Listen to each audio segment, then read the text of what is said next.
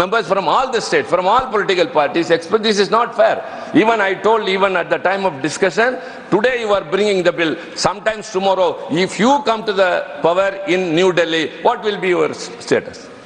The LG, the union government will be in some other's hands, and LG will be to our choice, maybe the India Alliance, and then you will be the chief minister. You cannot act as a chief minister. Only our LG will decide. So we said, whenever you enact a law, apply your mind, considering the future, what implications it has.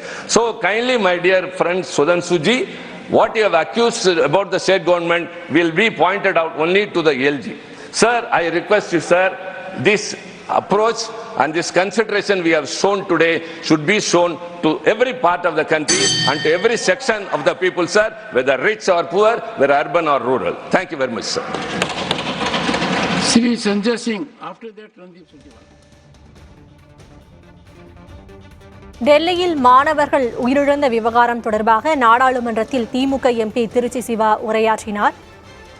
இந்நிலையில் டெல்லியில் விபத்து நடந்த பகுதிக்கு சென்ற துணைநிலை ஆளுநருடன் மாணவர்கள் தற்போது வாக்குவாதத்திலும் ஈடுபட்டு வருகிறார்கள். அண்மை செய்தியாக பார்க்கிறோம். டெல்லி பயிற்சி மையத்தில் 3 பேர் உயிரிழந்த விவகாரத்தில் அரசியல்வாதிகள் நேரில் வந்து விளக்கம் அளிக்க வலியுறுத்தி மாணவர்கள் போராட்டம் நடத்தி வந்த நிலையில் துணைநிலை ஆளுநர் அப்பகுதிக்கு சென்றிருக்கிறார். இந்நிலையில் மாணவர்கள் அவருடன் வாக்குவாதத்தில் ஈடுபட்டு வருகிறார்கள். கூடுதல் விவரங்களை வழங்குவதற்காக செய்தியாளர் ஸ்டாலின் இணைந்திருக்கிறார். ஸ்டாலின், துணைநிலை ஆளுநருடன் மாணவர்கள் அங்கு வாக்குவாதத்தில் ஈடுபட்டு வருவதை காண முடிகிறது. என்ன நிலவரம்? இந்த டெல்லி சம்பவம் இன்று மக்களவை மற்றும் மாநிலங்களவை எதிர்த்துள்ள நிலையில் சம்பவ இடத்திற்கு தற்போது அந்த ஐஏஎஸ் அகாடமி தான் 3 மாணவர்கள் அந்த தரைதளத்தில் சிக்கி மழைநீரில் மூழ்கி உயிரிழந்திருக்கிறார்கள். சம்பவம் நடந்த இடத்தை காண வந்த துணைநிலை ஆளுநர் வி கே சக்சேனாவுடன் மாணவர்கள் தற்போது பேசி வருகிறார்கள். அதாவது இந்த விவகாரத்தில் அதிகாரிகள் மீது உரிய நடவடிக்கையை மேற்கொள்ள வேண்டும் என்ற ஒரு உறுதியை துணைநிலை ஆளுநர் கொடுக்க வேண்டும் என்று மாணவர்கள் தற்போது வற்புறுத்தி வருகிறார்கள்.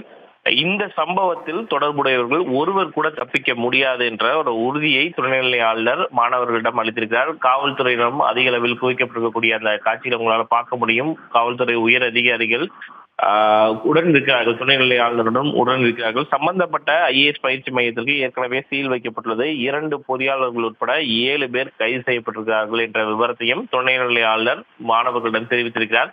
மேலும் இந்த விவகாரத்தை பொறுத்தவரை இச்சம்பவத்தில் தொடர்புடையவர்கள் அனைவர் மீதும் உரிய நடவடிக்கை எடுக்க வேண்டும். ஏற்கனவே அவர்கள் காலையிலிருந்தே ஒரு மிக முக்கியமான ஒரு டிமாண்ட் வந்து முன் வச்சிருக்காங்க. அதாவது கைது செய்யப்பட்டிருந்தாலும் கூட எந்த வழக்கு பிரிவின் கீழ் அவர்கள் கைது செய்யப்பட்டிருக்கார்கள் என்ற அந்த முதல் தகவல் அறிக்கையை வெளியிட வேண்டும் என்று மாணவர்கள் கோரிக்கை விடுத்து 2வது நாட்களாக போராடி வருகிறார்கள். நேற்று கிட்டத்தட்ட பல்லாயிரக்கணக்கான மாணவர்கள் போராடினாலும் கூட இன்று அந்த மாணவர்களுடைய போராட்ட வீரியம் குறைந்தாலும் அவர்களுடைய உணர்ச்சி தொடர்ந்து அதிகரித்துதான் இருக்கிறது.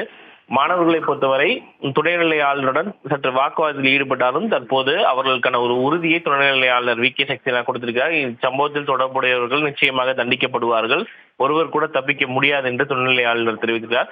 அதே நேரத்தில் மக்களவை மற்றும் மாநிலங்களவையிலும் இந்த டெல்லி இந்த 3 மாணவர்கள் உயிரிழந்த விவகாரம் எதிரொலித்திருக்கிறது. இன்று காலை அவை தொடங்கியதுடன் மாநிலங்களவை தொடங்கியதுடன் கிட்டத்தட்ட 7 பேருக்கும் மேற்பட்ட மாநிலங்களவை உறுப்பினர்கள் அவையை ஒத்திவைத்துவிட்டு இந்த கவன ஈர்ப்பு தீர்மானத்தை முன்னெடுக்க வேண்டும் என்ற ஒரு கோரிக்கையை முன்வைத்திருந்தார்கள். இச்சம்பவம் தொடர்பாக உரிய நடவடிக்கை எடுக்க வேண்டும். மாநகராட்சியுடைய அலட்சிய போக்கே 3 மாணவர்களுடைய உயிரிழப்புக்கு காரணம். சம்பந்தப்பட்டவர்கள் மீது உரிய நடவடிக்கை மேற்கொள்ள வேண்டும் என்ற அந்த கவன ஈர்ப்பு தீர்மானத்தை 7 மாநிலங்களவை உறுப்பினர்கள் கொடுத்திருந்தார்கள். அதனை அடுத்து விவாதம் தொடர்ச்சியாக நடைபெற்று வருகிறது. விவரங்களுக்கு நன்றி ஸ்டாலின்.